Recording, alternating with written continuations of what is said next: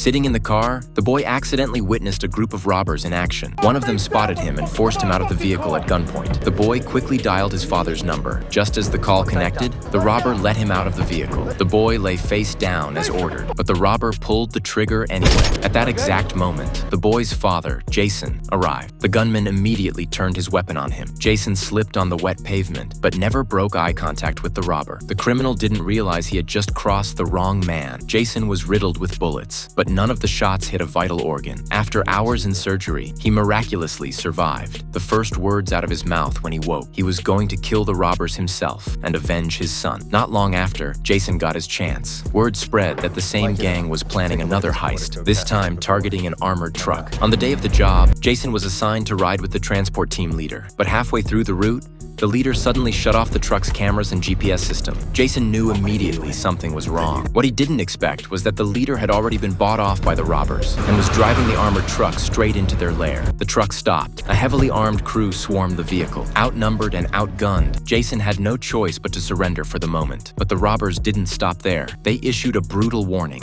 not realizing they were sealing their own fate. The money inside the truck wasn't enough to satisfy them. Their eyes turned toward a larger prize, the main cash warehouse. They followed the truck there, the leader flashing his credentials to easily gain the guards' trust. The convoy drove straight inside, parking exactly where the robbers had planned. Before the guards even realized what was happening, the gang had seized control of the facility. With Jason as a hostage, they stormed the vault. The vault manager was powerless, and the guards dropped their weapons as soon as they saw the criminals holding hostages. Next, the robbers used the team leader as leverage, forcing the doorman to open the outer gate. But instead, the guard slammed his hand on the alarm. Sirens blared, and armed security flooded in, guns drawn. Still, with hostages under their control, the robbers forced the guards to lay down their weapons.